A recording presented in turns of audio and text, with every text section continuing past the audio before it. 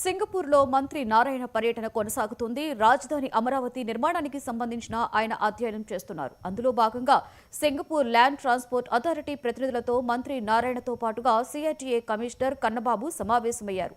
ఈ సందర్భంగా రాజధాని అమరావతి ప్రాంతంలో రోడ్డు రవాణా మీద వారితో చర్చించారు. సింగపూర్లో ఉపరితల రవాణా మౌలిక వసతుల కల్పనను ల్యాండ్ ట్రాన్స్పోర్ట్ అథారిటీ పర్యవేక్షిస్తోంది. ప్రజా రవాణా వ్యవస్థ, వాకింగ్, సైక్లింగ్ ట్రాక్ల ఏర్పాటును ఈ అథారిటీ పర్యవేక్షించనుంది.